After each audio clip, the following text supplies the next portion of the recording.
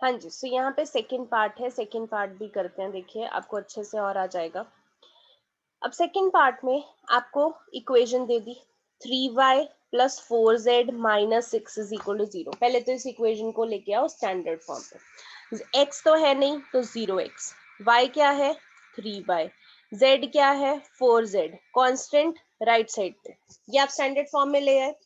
अब आपका देखिए ये प्लेन है, ये आपके पास ओरिजिन है, यहाँ पे आपका प्लेन है, प्लेन पे एक पॉइंट है। सो ये ओ ए जो है ये प्लेन पे परपेंडिकुलर बन रहा है और ए के कोऑर्डिनेट्स हमारे पास ए बी सी है, और ओ बिकॉज ये ओरिजिन है इसके कोऑर्डिनेट 0,0,0 है। ओके, नाउ सबसे पहले क्या करना है, हमने एल एम एन निकालना है, तो उसके लिए मॉड्यूलस निकालना पड़ेगा।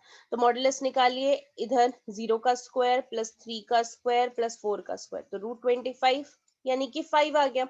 अब बोथ साइड √25 से डिवाइड करोगे तो 0x को 5 से, सॉरी √5 से डिवाइड करोगे तो आपके पास कुछ भी नहीं आएगा, तो 0x ही आ जाएगा। 3y को 5 से करोगे तो 3y/5, 4z को 5 से करोगे तो 4z/5 is equal to 6/5।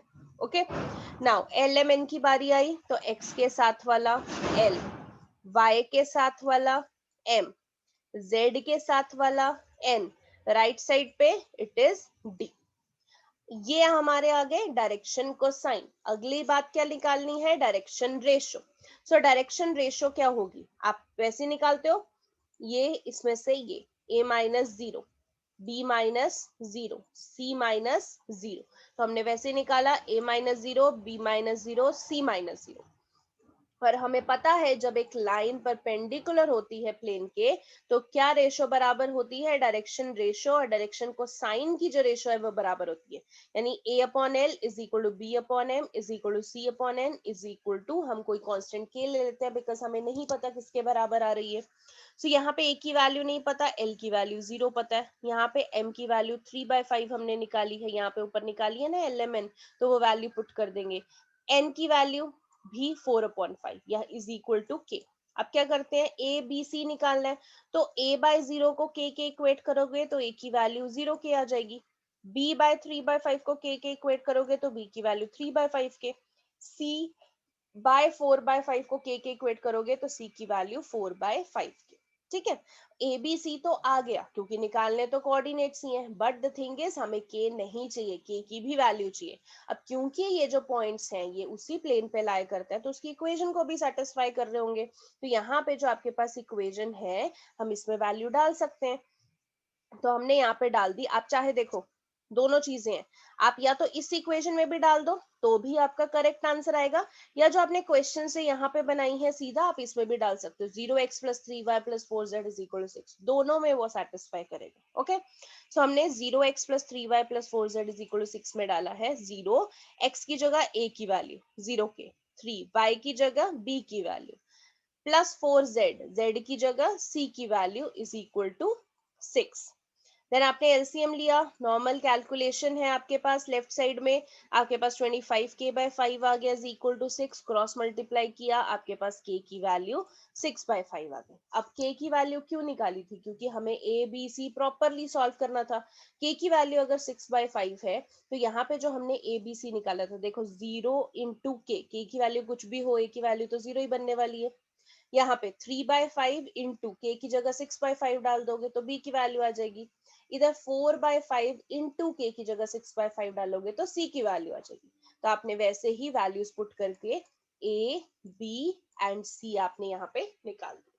Okay, और जो भी पार्ट्स मैंने छोड़े हैं वो इसीलिए छोड़े हैं क्योंकि उसके एक दो पार्ट मैंने करा दिए हैं, बाकी एक अगर बचा है या दो बचे हैं तो वो आप प्रैक्टिस कर सको इसलिए छोड़े हैं, तो प्लीज अच्छे से उनको प्रैक्टिस करना, आपकी प्रैक्टिस से ही आपको आएगा।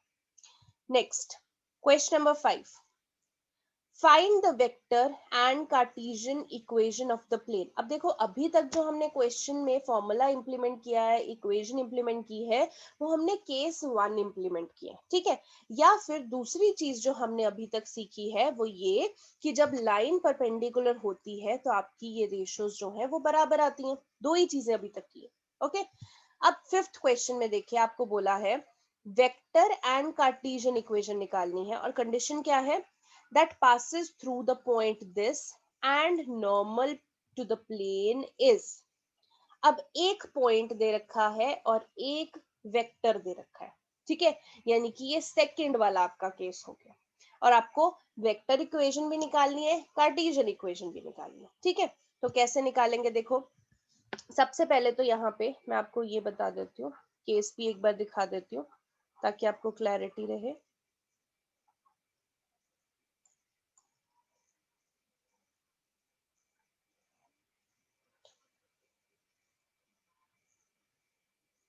हाँ जी, equation of the plane perpendicular to the given vector and passing through a given point, vector and a point, ठीक है।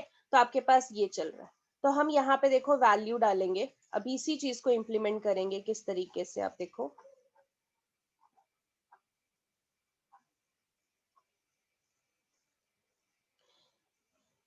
आपके पास एक पॉइंट दिया, आपके पास एक वेक्टर दिया। अब अगर मैं इस केस यानी सेकंड केस को देखूं तो मेरे पास वेक्टर एंड कार्टेशियन इक्वेशन निकालनी है, तो पहले तो मैं वेक्टर फॉर्म निकालती हूँ। वेक्टर फॉर्म मेरी क्या है, r vector minus a vector into normal vector is equal to 0। अब बात है कि ए वेक्टर क्या होगा और एन वेक्टर क्या होगा। देखो आर वेक्टर तो आपने एज इट इज, अब ए वेक्टर क्या है, जो आपको पासिस थ्रू द पॉइंट दे रखा है ना, आपको ये पॉइंट के कोऑर्डिनेट दे रखे हैं, बट पॉइंट से हमें वेक्टर बनाना आता है। जैसे 1 है एक्स कोऑर्डिनेट, तो हम उसको 1 आई कैप लिखेंगे, 0 वाई कोऑर्डिनेट यानी कि 0 जे कैप, -2 जेड कोऑर्डिनेट है तो -2 के कैप, तो ये आपका ए वेक्टर होगा। और जो नॉर्मल टू द प्लेन है यानी कि आई कैप प्लस जे कैप प्लस के माइनस के कैप, ये आपके पास नॉर्मल वेक्टर है। ओके, सो यहाँ पे ए वेक्टर की जगह आपने ए वेक्टर डाल देना, एन वेक्टर की जगह एन वेक्टर डाल देना, इज इक्वल टू 0। कुछ सॉल्व नहीं करना, this is your vector equation. अगर मैं कार्टेशियन फॉर्म की बात करूं तो ये थी आपकी कार्टेशियन फॉर्म। अब कार्टेशियन फॉर्म तो आपके पास ये फॉर्मूला है, ये तो आपको एज इट इज याद करना है। वैल्यू क्या डालनी है, यहाँ पे देखो ए बी सी की अगर मैं बात करूं तो कभी भी जो ये capital A capital B capital C आप कोऑर्डिनेट वाला नहीं लोगे, ये ध्यान देना है। जो आपके पास नॉर्मल वेक्टर चल रहा है ना उसमें लोगे capital A capital B capital C, यानी कि आई कैप के साथ वाला कैपिटल ए की वैल्यू, जे कैप के साथ वाला कैपिटल बी की वैल्यू, के कैप के साथ वाला कैपिटल सी की वैल्यू, यानी 1 1 -1। और आपके पास जहां पे ये x1 y1 z1 आ रहा है तो ये आपकी कोऑर्डिनेट्स है, x1 y1 z1 1 0 -2, ठीक है। तो वैल्यू डाल दो, देखो कैपिटल ए कैपिटल बी और कैपिटल सी, इसकी वैल्यू मैंने आपको बता दी, वेक्टर से लेनी है। यहाँ पे x1 कोऑर्डिनेट है, y1 कोऑर्डिनेट है, z1 कोऑर्डिनेट है, आपने डाला, यहाँ पे सॉल्व कीजिए, देखिए x -1 खुल जाएगा, यहाँ पे प्लस वाई, यहाँ पे -z -2 इज इक्वल टू 0। यहाँ पे आप सॉल्व करेंगे तो आपके पास x plus y minus z -1 -2 -3, but हम इक्वेशन को स्टैंडर्ड फॉर्म में छोड़ रहे हैं तो हम राइट साइड पे लिखते हैं, तो इज इक्वल टू 3 हो जाएगा। So this is your Cartesian form, ठीक है। सो यहाँ पे हमने सेकेंड केस भी इंप्लीमेंट करके देख लिया। अब देखिए, अगर आपको फॉर्मूला याद है तो आगे वैल्यू तो पुट करना कोई बड़ी बात नहीं है। मेन प्रॉब्लम इस चैप्टर में आती ही ये है कि बच्चों को फॉर्मूला याद नहीं होते। इसलिए मैं बार बार बोल रही हूँ, जब भी ये चैप्टर कंप्लीट हो सबसे पहला काम क्वेश्चन प्रैक्टिस करना नहीं, आपने फॉर्मूलाज लर्न करना है। एक पेज पे सब फॉर्मूलाज लिख लो, उनको आइडेंटिफाई करो, उनको दिमाग में बिठाओ, देन आप क्वेश्चन कर पाओ। नेक्स्ट क्वेश्चन देखिए, find the equation of the plane that passes through 3 points. अब देखो 3 पॉइंट्स वाला केस आ गया, यानी कि ये थर्ड केस आ गया। वहां पे 3 पॉइंट्स दिए होते थे ना, तो उनकी इक्वेशन बनानी है, तो थर्ड केस कर लेते हैं। आपको यहाँ पे वो जो इक्वेशन थी उसका जो वेक्टर फॉर्म था, वेक्टर फॉर्म ये था, r vector minus a vector dot product b vector minus a vector cross c minus a vector is equal to 0। क्या आपके पास वेक्टर फॉर्म था। अब वेक्टर फॉर्म में आप देख रहे हो ना, A vector B vector C vector ये आ रहा है, ये कहाँ से बनेगा, ये जो आपको 3 पॉइंट्स दे रखे हैं ये इन्हीं से बनेगा। फर्स्ट कोऑर्डिनेट से ए वेक्टर 1 आई कैप 1 जे कैप -1 के कैप, बी वेक्टर सेकेंड से 6 आई कैप +4 जे कैप -5 के कैप, सी वेक्टर थर्ड से -4 आई कैप -2 जे कैप -3 के कैप। ओके, अब वैल्यूज डाल दो, देखो आर वेक्टर तो एज इट इज आएगा, माइनस ए वेक्टर डाल दो, क्योंकि माइनस है तो मैंने ब्रैकेट में लिया, ब्रैकेट स्टार्ट। इधर B vector minus a vector, दो वेक्टर्स को माइनस करना आपको आता ना, देखो आई कैप में से आई कैप, 6 आई कैप माइनस आई कैप 5 आई कैप, 4 जे कैप माइनस जे कैप 3 जे कैप, -5 के कैप माइनस माइनस के कैप यानी कि -4 के कैप, क्रॉस इधर क्या है सी माइनस ए, यानी सी वेक्टर में से ऐसे ही ए वेक्टर माइनस कर देना तो आपके पास ये आ जाएगा इज इक्वल टू 0। नाउ अब ये जो है r माइनस ए वेक्टर यहाँ पे डॉट है, ठीक है, डॉट प्रोडक्ट है इसके साथ। अब जो ब्रैकेट के अंदर चल रहा है वो तो क्रॉस प्रोडक्ट चल रहा है। क्रॉस प्रोडक्ट हम कैसे करते हैं, डिटर्मिनेंट से सॉल्व। अब डिटर्मिनेंट अगर हम इसका निकाल रहे हैं सिर्फ इतने का, हम इसको सॉल्व कर रहे हैं डिटर्मिनेंट से। अब देखो पहली तो आई जे के आएगी, फिर रो फर्स्ट वाला वेक्टर आएगा 5 3 -4 first row, second row -5 -3 4 second row, ठीक है। अब आप अगर डिटर्मिनेंट चैप्टर आपको याद हो तो यहाँ पे देखो, अगर मैं फर्स्ट रो में से भी माइनस कॉमन ले लेती हूँ, सेकेंड रो में से भी, तो आपके पास दोनों रो सेम बनने वाली हैं। जहां पे दोनों रोज आपके पास सेम है, यानी कि उस डिटर्मिनेंट का आंसर 0 ही आने वाला है। सो यानी ये बेसिकली तो आपके पास पूरा क्या बन गया, 0 बन गया।